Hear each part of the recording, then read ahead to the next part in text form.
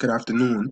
My name is Quincy Pilling from Professor Daniel Stein, CIS 205 class at Queensborough Community College.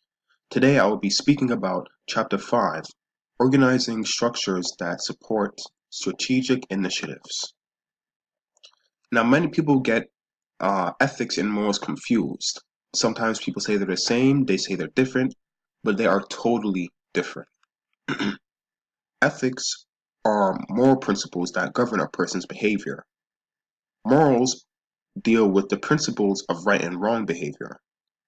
Ethics can refer to a set of rules provided by an external source, principles in a religion or a workplace. Morals, on the other hand, only refer to someone's personal principles concerning right or wrong.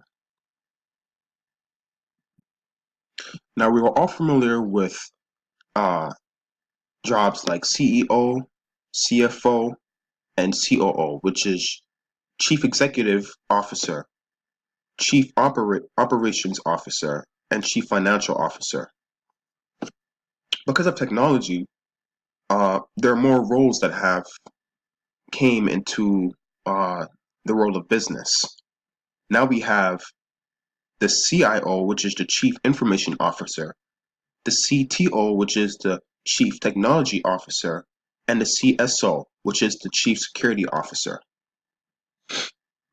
The Chief Information Officer is in charge of supervising all of the information technology. They also make sure that IT and business goals and objectives balance off of one another. The Chief Technology Officer is in charge of making sure information technology of the company is speedy, it's available, and is accurate to those that consumers and those that need to access this information. People who are CTOs are usually very familiar with the software and hardware, so they're very they have a lot of credibility and know what they're doing. The Chief Security Officer is in charge of making sure that safety of the organization's IT systems and development strategies are guaranteed from hackers and any other viruses. This job is overlooked, but it is very important because once a hacker has organization secrets, it can be over for that organization. So the Chief Security Officer plays a very important role in business.